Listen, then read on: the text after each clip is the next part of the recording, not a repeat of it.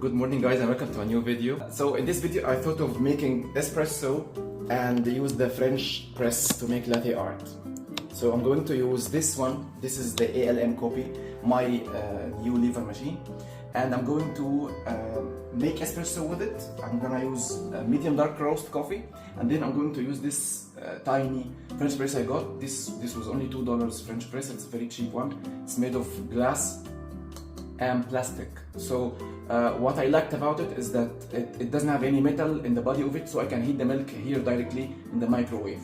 When I heat the milk here in the microwave for like 1 minute and 20 seconds, it gives me a milk temperature of around 60. So 60 is very good milk temperature for making latte or making coffee-based drink, espresso milk-based drink.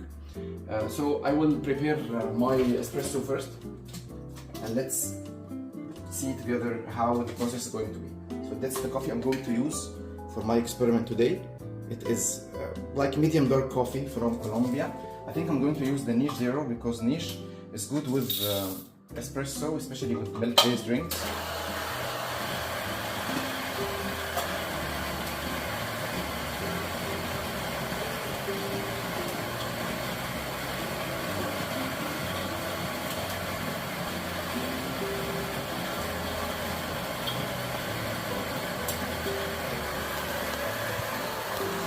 So as you know, I have very poor setup, camera setup. So in my space, my kitchen space is very small. So I have no enough space to make it like a studio for my videos. So just cut the way and just do it wherever I am, and that's it. So I'm going to use this blind shaker just to shake the beans. So the notion of shaking the beans, instead of putting it like that, I just shake it on the counter, and it gives me good shake for the coffee ground. Not sure if I can. Yeah, just like that is fine. Okay, then I want to quickly prepare the pot. I like keeping a towel like this always around me. Makes it easy for me to prepare my coffee.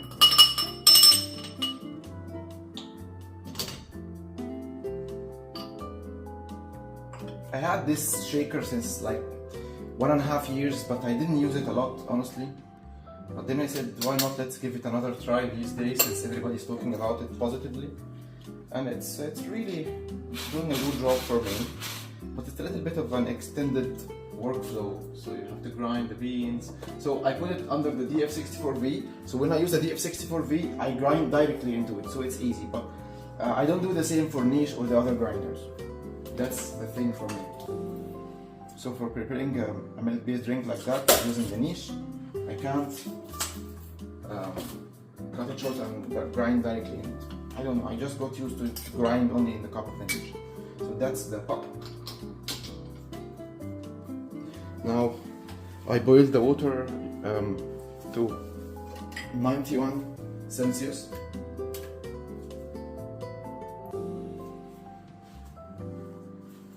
So what I'm going to do is I'll put some hot water in the cup to heat it, and also I'll put other water in the chamber of the machine.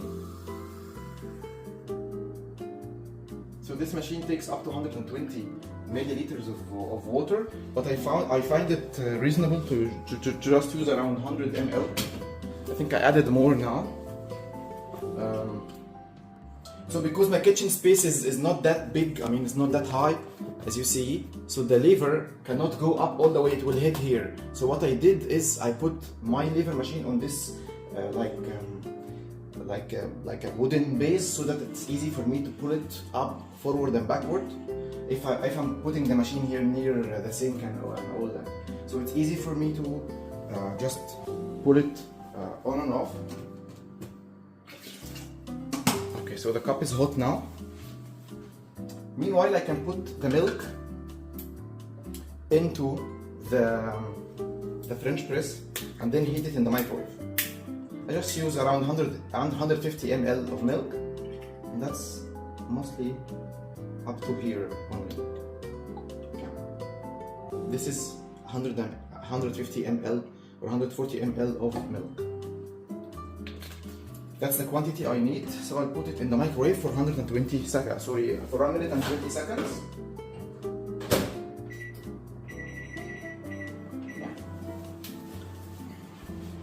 And yeah, that's it. So let's pour the milk. Let's pour the espresso shot. So that's why I lift the machine a little bit forward to make sure that I have enough distance. As you see now, because I pull it, I have it forward, I have enough distance for the lever to just go up all the way, and this makes it easy for me to pull my espresso shots. And at the same time, this base gives me the resistance I need when I pull it. So as you see, the machine is not shaking at all, and the espresso is coming right now.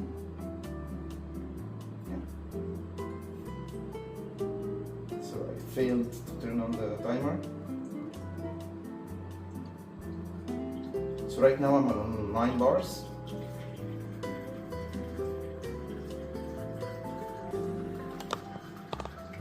See?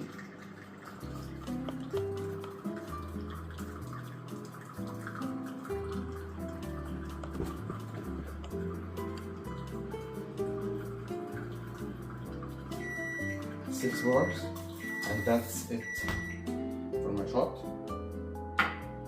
So what I do after that is, other than pulling the rest of the water inside the drip tray, I can put another cup like that to just take the remaining of the water. And this is simply how I did my shot. That's how the shot looks like. Looks nice. Nice crema on the top. And the milk is also ready now. So here comes the reason for me making this video, which is the latte art using the French press.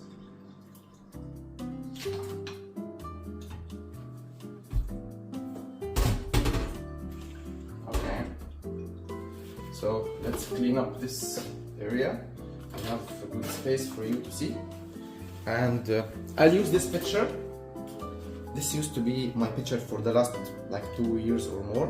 It used to be a normal pitcher with a handle from here, but I put it in the freezer, then I broke the handle. It came out easily after freezing it. Then I added this like rubber insulation on it, so it became like a handleless pitcher. And I'll add a little bit of hot water in it inside now to make it hot from the kettle. And then I'll pour the milk in it.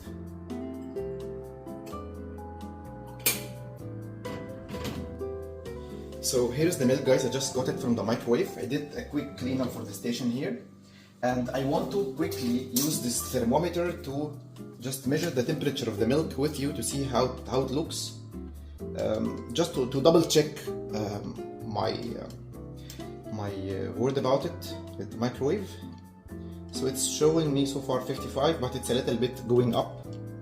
Maybe it will end up around 60 something, but not exceeding the 70. Because at the 70, the milk compounds will be broken, so it's still going to be good for coffee. It's showing right now 62.5. Yeah, it's a 62.5, which is not far from what I said, which is 60. So this is the milk. Of course, if I want to make it a little bit cooler, I can make it 1 minute and 10 seconds instead of 20 seconds and so on. If I'm keeping the same quantity of milk, so the same result will always happen if I select the same time.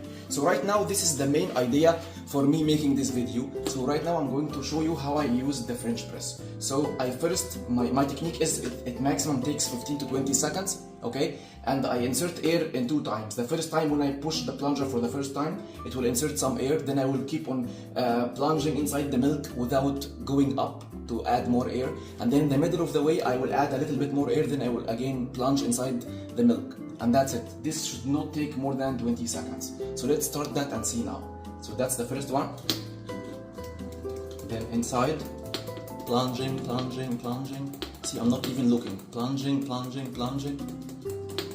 Okay, inside, and then I will add one more air, then I'll again plunge it inside, and that's it. So this should give me a good texture for my milk right now. And then when I clean it, I just add normal water here, and then I plunge the normal water. It will all clean itself. So let's see how this is going to be. So I added a little bit of hot water in the pitcher to make it hot. This is the pitcher I'm using, and I'm going to add the milk in it now. And I will give it a couple of taps on the counter. I'm sure the texture is not going to show you, but let's try to do latte art with it and see how it's going to be. So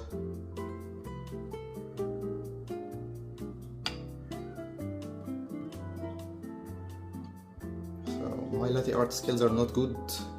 This is my problem in front of the camera every time, but I will show you how the texture of the milk and how the surface of it looks. See, it's not bubbly at all, and it gives a good texture for the milk, and at the same time it's very cheap. If I compare something like this to the nano foamer that cost like several times the price of that, there is no comparison at all. And this is how the texture of the milk looks like, the surface of the milk. Try to show you. So doesn't look bad.